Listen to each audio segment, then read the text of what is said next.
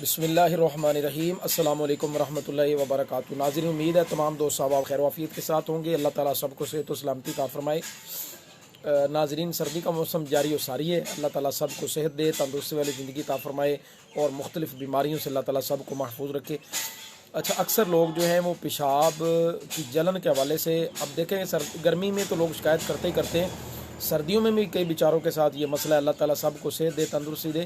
سردیوں میں بھی میسج ہمیں لوگ کر رہے ہیں کہ پیشاب جو ہے وہ جل کے آتا ہے، پیشاب کی جو رنگت ہے وہ پیلی زرد ہے، تکلیف ہوتی ہے، جلن ہوتی ہے، درد ہوتی ہے۔ بہرحال پہلے نمبر پہ تو یہ ہے کہ ڈائیگنوز لازمی کروائیں کہ کیا مسئلہ ہے، سوزاک تو نہیں ہو چکا یا ویسے گرمی ہے، گرمی کی وجہ سے پیشاب کی رنگت یہ ہے۔ تو اچھا، بہرحال اس کے لیے میں ایک سادہ سمپل سا نسخہ آپ کو بتا رہا ہوں گھریلو۔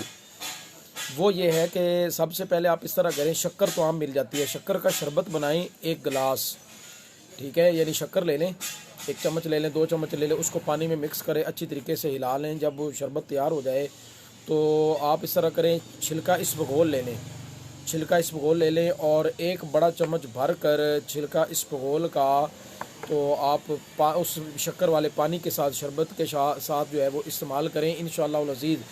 اس سے کیا ہوگا کہ آپ کی جو پیشاب کی جلن ہے انشاءاللہ العزیز وہ ٹھیک ہو جائے گی، پیشاب کی رنگت جو ہے وہ بھی ٹھیک ہو جائے گی۔ باقی یہ بات ذہن میں رکھیے گا، اگر آپ سوزاک کے مرض میں مبتلا ہو گئے ہیں تو پھر یہ آرام نہیں آئے گا، پھر آپ کو باقاعدہ سوزاک کا جو ہے وہ ٹریٹمنٹ کروانا پڑے گا، سوزاک کے حوالے سے دوائی جو ہے وہ استعمال کرنی پڑے گی، پھر آپ کا مرض جو ہے وہ جائے گا۔ دعا میں یاد رکھیے۔ السلام علیکم ورحمۃ اللہ وبرکاتہ۔